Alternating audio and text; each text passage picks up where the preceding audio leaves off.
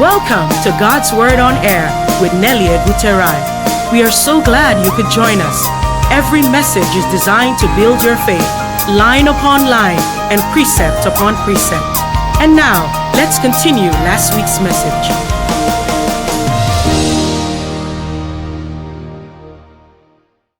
Glorious day to you all out there. It's another glorious and a beautiful day. This is God's Word on Air with Nelly Eguterai. I welcome you to another teaching as we break the bread of life together. And I want to say thank you to every one of you out there who have constantly and continually taken out time from your busy schedule to just join me to share the Word of God. I want to say God bless you, and God will continually enrich you and refill you in the name of Jesus. Thank you, Father, for in Jesus' mighty name I pray. Praise the Lord. I'll be speaking on the waves of laughter. The waves of laughter. Let's pray. Father, in the name of Jesus, I want to say thank you once again for this opportunity you have given us to just eat from your table this morning. I pray that as we partake from the Lord's table, Father, that you will fill us and you will refresh us. Father, you will cause waves of laughter, waves of celebration, waves of joy to erupt in our lives individually in the name of Jesus. That even by extension, our family members, our nations, Father, they shall experience the same waves of laughter in the mighty name of Jesus. Holy Spirit, I ask that you open our eyes of understanding, and as we study, that you inspire us to receive from you in the name of Jesus. Thank you, Father, for in Jesus' mighty name we pray. Amen and amen. Welcome once again. I'm taking my text from Psalm 126, 1 to 6. Psalm 126, 1 to 6. When the Lord turned again the captivity of Zion, were like them that dream. Then our mouth was filled with laughter, and our tongue with singing. Then said they among the heathen, the Lord had done great things for them. The Lord had done great things for us, whereof we are glad. Turn again our captivity, O Lord, as the streams in the south. They that sow in tears shall reap in joy. He that goeth forth and weepeth, bearing precious seeds, shall doubtless come again with rejoicing, bringing his sheep with him. Praise the Lord. Praise the Lord. The Bible tells us that they that sow in tears shall come forth doubtless, reap rejoicing. Praise the Lord. According to the scriptures we just saw now, this story talks about the restored exiles. The children of Israel, the Jews, they were restored from their Babylonian captivity. And like they said, it was like a dream. It was like a dream. That long season of bondage. But in one day, it was over. He said, then their mouth was filled with laughter. Praise the Lord. The truth is that if they had not gone through this battle, I call it a battle, if they had not gone through this season of contradiction, they would not be able to appreciate the victory in it. That victory that will cause laughter to erupt. That victory that will cause a song, for them in their mouths. That victory that will cause them to begin to dance. That victory that will cause them to celebrate the great deliverance that God has brought. We have declared that 2021, the month of August, according to the word of God, is a month of laughter. Hallelujah. Is a month of celebration. That those battles you and I have been fighting all, like I said the last time I talked on the part 1 of this, I said it could have been that this battle has been raging for 10 years, for 20 years, for 30 years, even for 50 years. It doesn't matter. The length of time is not the issue. The most important, the crucial lesson or the crucial part we should take is that length of time has come to pass. Praise the Lord. An army is prepared for the day of battle. You and I have been called the soldiers of God. We are the army of God. And so if we don't fight, we cannot experience victory. If we don't fight, we cannot experience the joy of victory, the joy of celebration. Our weapons are not meant for us to just carry as a symbol, as an ornament. No, the weapons are for fighting. When you are carrying your weapons, your swords, your axes, everything, your guns, whatever you are carrying, though we know that our weapons are spiritual, our prayers are the weapons. If we don't exercise it, how are we going to, what's the testimony that weapon you are carrying is effective? That fasting that you have just concluded, what's the testimony? What's the evidence that you waited on the Lord for days, for weeks, and suddenly that which you have been trusting God for comes to pass? That is the testimony. That is the evidence of your battle. And so, if the children of, if the Jews didn't go into captivity, they won't. This song, this scripture won't be here. Psalm 126, 1-6, it won't be here. Praise the Lord. Praise the Lord. So, what I'm trying to say is, for you to now come into that place of laughter, my dear, you need to fight. And so when the Lord says, now it is time for you to rejoice, I also want you to believe that it's actually time for you to rejoice, because you have passed the exam. If you didn't give up and you are still here today, that means you didn't give up. You have passed the test, you have passed the exam. So there's nothing the enemy can do. When it was time for the Babylonians to release them, there was nothing they could do. The set time has come. The set time to favor Zion has come. They had to be released. Praise the Lord. So when they begin to sing here and begin to dance, when they say the Lord has turned our captivity, in verse 4, Psalm 126 verse 4, he said the Lord again turned our captivity again. Oh Lord, as the streams in the south. It was like them that dream dreams. Verse 5 says, they that sow in tears shall reap in joy. That's the truth. There has to be a time of tears. There has to be a time of weeping. There have to be a time of waiting, a time of war.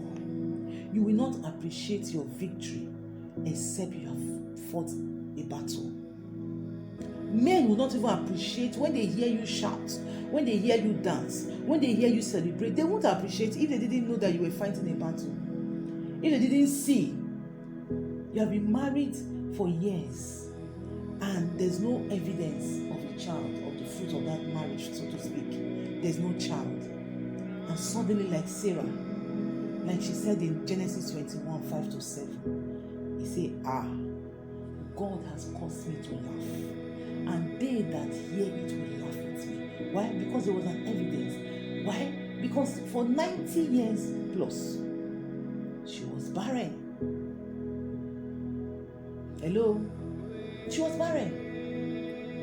And if you go back to that story, before Abraham had 300 able-bodied soldiers, her husband. Able-bodied soldiers. The Bible says they were groomed in his house. If he had 300 able-bodied soldiers to take to war, that is minus women and children. We know that women and children are usually more. So that means they still had young boys too, that were not up to age of war. And they had girls, women. They both married and the singles. So you can imagine she was there, seeing these children being born day in, day out. Her husband being called, come and name these children, come and dedicate them, come and circumcise them, come and do this, and come and do that. And she had to go through all that. But one day, that captivity was turned around. Praise the Lord. And so just the same way the Jews were freed here, so also that shall be your portion in the name of Jesus. I want you to, let's look at this scenario together. I was studying the scriptures and I came across this scenario again. And I just, in my mind's eye, I don't know if it has happened to you. You know, you are watching a film, let's assume, or you are reading a book, and suddenly you are so engrossed in that story. And suddenly you find yourself in the scene, experiencing whatever, action is being replayed, or you are reading, or is being recounted. It's as if you are there. You are so lost in it. It's as if you are part of the story. And so when I read this, I put myself, I see myself in this situation, and I'm like, God, I can just imagine the reaction of your sons and your daughters. Look at this story, this beautiful story in Joshua 3. 8 to 13. I'm not going to read all the scriptures. I'm just going to take some verses. Praise the Lord. Let's start from Joshua 3, 8 and 9. It says, "And thou shalt command the priests that bear the ark of the covenant, saying, When ye are come to the brink of the water of Jordan, ye shall stand still in Jordan. And Joshua said unto the children of Israel, Come hither and hear the word of the Lord your God." Look at what the Lord said. "And it shall come to pass," Joshua 3:13, "and it shall come to pass, as soon as the soles of the feet of the priests that bear the ark of the Lord of all the earth, shall rest in the waters of Jordan, that the waters of Jordan shall be cut off from the waters that come down from above, and they shall stand upon an heap." Praise the Lord. This miracle took place again. This is the children of Israel trying to cross over to Jericho. Because now Moses is dead and has been buried by God. God showed him all the lands that the children of Israel were going to conquer by the help of Joshua. Praise the Lord. And so Joshua was now in the helm of affairs. And he needed to do that, because according to what the Lord says, everything I've told you to do, be careful to do it, be mindful of doing it. And the Lord gave him this battle strategy. One thing we must know from what we just read: make God your ally. Because the Lord said, pick 12 men, the 12 priests, let them bear the ark. The ark represented God. You cannot fight a formidable battle of life alone and expect a permanent victory. God alone guarantees a permanent victory. God guarantees a permanent shutting of the mouth of the enemy. Praise the Lord. That's the only way. And so when they carried the ark, he said, let them stand still as soon as the sole of their feet shall touch the river. This was in April, the season of harvest, the heavy rainfall. So you can imagine the amount, that's the level of the water. But they made God their ally. So God warned him, everything I command you to do, just do, and I will make you great. I will esteem you in the eyes of the people. So whatever you command them to do, they will do. And so Joshua was mindful of God. Are you mindful of God? For you to experience those waves of laughter, to come into the season of waves. I'm not saying waves, because it will be from one glory to the other, from one testimony to the other. That's what the Lord told me. From one testimony, from one miracle to the other. Praise the Lord. And so he was mindful, saying, the moment you obey me and they do that which I have commanded you to do, you will see what will happen. And when they did that, the Lord again parted the river Jordan, and the people, the children of Israel, were able to cross on dry land to the other side. Hallelujah. I just want you to, for a moment, just pause and imagine yourself in the midst of the people, crossing the river Jordan on dry land, going nearer to your testimony. How will you feel? Then the moment they landed on the other side, I just want you to imagine the celebration, the victory dance, the singing that will have taken place. Praise the Lord. That will also give you an idea of what the Jews experienced in Psalm 126, 1-6 we just read. He said it was like a dream. He said, well, we're like men that dream. And suddenly our mouth was filled with laughter. I declare to you, that shall be your portion in this month of August, in the name of Jesus. In this season, that shall be your portion. In Jesus' mighty name, I pray. Amen and amen. It doesn't matter what you have been going through. It doesn't matter how long that captivity has been for. The enemies may be taunting you. You know, the naysayers and the gainsayers, they may be taunting you, asking you questions that even you don't even know the answer. They might be asking you, my dear, you are aging, you are not married yet. What are you waiting for? When will Mr. Right come? Or is it that you are married and like Sarah, you are still waiting for that miracle child to come? And they're asking you and they're helping you to count your biological years, forgetting that Every spare part in my body, in your body, is with God.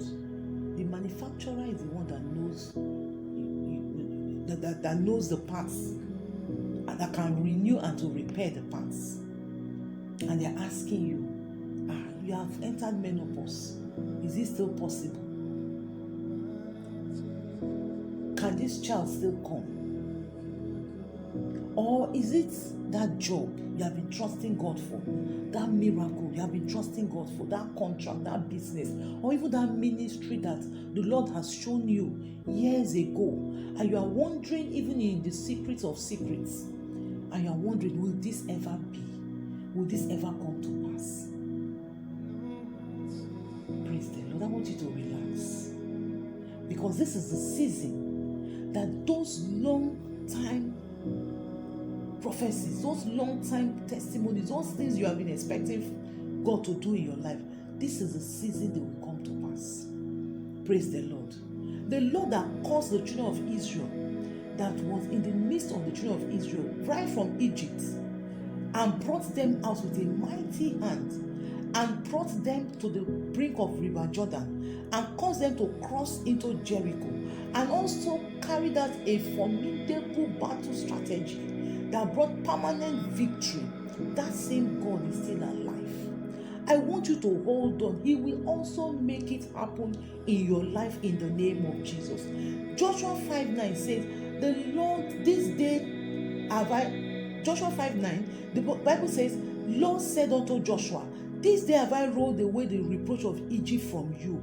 Wherefore the name of the place is called Gilgal unto this day. Gilgal simply means the rolling. I declare and I decree into your life, today God is rolling away the reproach of Egypt from your life in the name of Jesus. Everything that the enemy has used to mock you, everything they have used to laugh at you, every tears, every shame, every reproach, every pain, every affliction, every delay you have been experiencing, today is the end of that day. God is said, God shall roll it away according to his word in the name of Jesus. It is rolled away. We stand on the integrity of the word of God this morning, and I decree and I declare there shall be a rolling away in the name of Jesus. The Lord shall roll away that reproach from your life and from my life in the mighty name of Jesus. Thank you, Father, for in Jesus' mighty name we pray. Amen and amen. Another thing I want you to take note of, in this season, whatever you have heard, whatever you are trusting God for, believe that there's an expiration date. Whatever pain you have been going through, whatever thing that you have been waiting on God for, there's a season it will come to pass. That delay, there's a season it will come to pass. And like I said, the Israelites would have been sounded like a broken record. 430 years of bondage. I'm sure 1, 2, 3 generations, even 4 generations have died with hearing that same story. Hearing them say, oh, one day God will deliver us. Our God is a mighty God. Our God is a formidable God. Oh, our God has, in our scriptures, we have read this, that God has said one day this reproach will be over. I'm sure they will have been wondering, are these people mad? What are they talking about? 100, first 1 year, 20 years, 30 years, 100 years, 150, 200, 400, then 430. Even if you and I, let's be honest, every time you start wondering, can it ever happen? But there was an expiration date. Even before they went into that bondage, God had already provided a way of escape. Jesus is my way of escape, is your way of escape. The same way God had already prepared Moses ahead, that there was a prophecy about it. So God already prepared Moses even before the children of Israel went into that bondage. He knows the end from the beginning. He says, I'm the Alpha and the Omega. I am the beginning and the end. Is there anything too difficult for me? The Bible says, with men this might be impossible, but with God all things are possible. I want you to understand that whatever you are going through, whatever contradictory situation you are going through, there is an expiration date. The Bible says, have faith in God. Mark 11:22. Have faith in God. Without faith, it is impossible to please God. Praise the Lord. Believe that God, whatever God has spoken, is able to bring it to pass. The same way, the Bible tells us in Job 42:10, he said, the Lord turned the captivity of Job. The same way God will turn your captivity and my captivity in the mighty name of Jesus. It doesn't matter what we are going through. There's a day that God will say, today you cannot go anymore. You cannot go beyond this point. I told us we are prepared for the day of battle. When we face these contradictory situations, that is our season of battle. That is when our weapons will be sharpened. That is when our weapons will be used. That weapon you have been claiming that you have. Oh, you can pray, you can fast, you can wait, you can trust, you can believe. Your faith is not shaken. This is the time. God is testing those armory, He's testing those weapons in your armory. And so when you faint in the day of battle, that's why the scripture says, that means your strength is small, is weak. So just hold on. There shall be an end. There's an expiration date for that battle. That long expectation, that spouse you are waiting for, that child you are waiting for, one day, just like Sarah, it will come to pass. Goliath was cursing the children of Israel 40 days and 40 nights, but one day David was holding his head as a symbol of victory. I just want you to also imagine the camp of the Israelites in that great battle. Praise the Lord. When they saw the giant that had been tormented, because the Bible says the armies went to hide, they were afraid. They suddenly, that thing that they were afraid of, they saw it in the hand of David. How do you think they felt? There must be a battle before you can sing and dance to your victory songs. Victory is usually sweet when you have experienced great failures or great battles. Brothers and sisters, this is a season of waves of laughter. I don't want you to be discouraged. Even if at this moment I'm speaking, you have not started experiencing it. Don't be discouraged. Hold on. The month of August is still fresh. Today is the 15th, the 16th day of August. We still have about 2 weeks or more. Praise the Lord. It's not over yet. It is not over until God says it is over. Men had written Sarah off. Men had written the children of Israel off. Men had written the armies of Israel off. Oh, Goliath will destroy them. Oh, Sarah can never have a child. Oh, the children of Israel, they will die as slaves in this land. But God has not written them off. Praise the Lord. Job's wife told him, curse God and die, because this life you are living is not a life. Everything we have acquired upon this earth is gone. What are you still waiting for? Upon that, you are still being afflicted in your body, because the Bible says Job was covered with sores. He said, curse God and die. But because God had not written Job off, the Bible says, when the Lord turned the captivity and blessed him twice as much, with what he has lost. What have you lost? This is a season of restoration. What are you waiting on God for? This is a season of manifestation. What are you trusting God for? This is the season that your eyes will see, your tongue will taste, and your hand will handle. I want you to just hold on. And as you do that, you will experience waves upon waves. When I say waves, that means from one celebration to the other, from one glory to the other, from one joy to the other, from one laughter to the other, in the name of Jesus. So if you have not given your life to Christ, you are out of this free gift, so to speak. But I want you, if you sincerely, I told you, I say, make God your ally. Because the ark was with the children of Israel, they had victory. You cannot have victory when you are alone. Like I said, make God your ally. Bring God into that battle, and He will begin to give you the strategy to win. So if you are not a child of God, if you have not surrendered to Him, you are shortchanging yourself. I want you to say this simple prayer: Lord Jesus, have mercy upon me. I'm sorry for living my life the way I've been living my life. I'm a sinner and I know I don't have a part in you. But Father, please, by your blood, I confess you as my Lord and Savior. And by your blood, wash me clean and bring me to the sheepfold. In the name of Jesus. Thank you, Father. Father, for as many that have said these prayers, Lord, I just ask, oh Lord, that your presence will envelop them, that your hand will envelop them. Father, that you will restore them and wash them clean, and in turn, plant them in that place, in that church where they will flourish and grow, and in turn feed others. In Jesus' mighty name we pray. Praise the Lord. Until we meet again, this is God's Word on Air with Nelly Eguterai. Keep believing and keep trusting that Jesus is Lord. Bye. Thank you for listening to today's message.